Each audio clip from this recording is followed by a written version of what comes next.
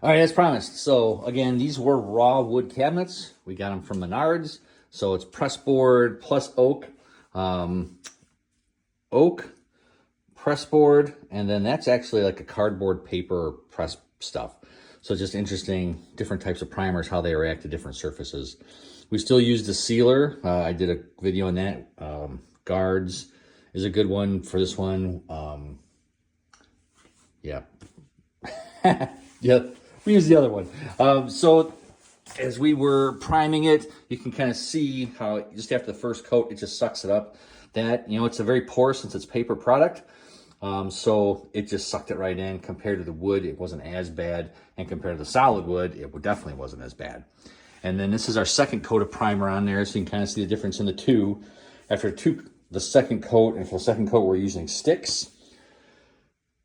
We sanded everything before we put the coat on there, but even with that back board, which is again like a paper product, actually here's a piece because I had a cut for a sink, so you can kind of see what this stuff is. It's really just junk. It's more cardboard, I think, than it is wood.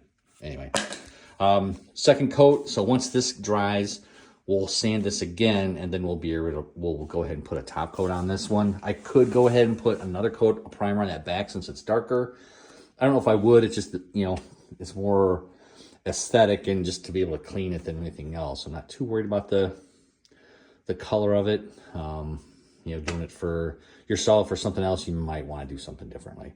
And then the other part is once you're adding primer to raw wood, so I couldn't get it to do it on the first coat, but now the second coat, which kind of odd, but we've sanded them, and you can kind of see the wood is puffed up. So once that moisture kind of gets in there, the first coat probably wasn't 100% dry, so that's probably why it's popping up now.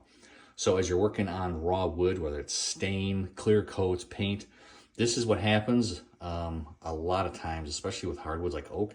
You'll get it where it swells up and all these little tiny splinters will start coming across the surface of the wood.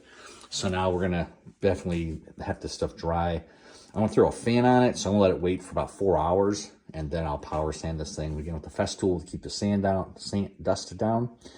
And then once it's all sanded, we'll go ahead and put a top coat on here. And I'm probably just gonna use emerald urethane because it's, even though it takes a while to dry, it's a really good top coat. Dries really hard, good washability, chemical resistance, all that kind of fun stuff.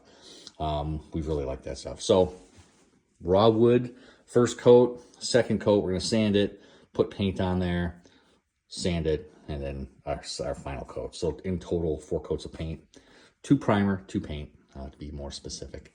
And then you can see, this is an older cabinet. You can see that's what it was like prior, if you didn't miss that video.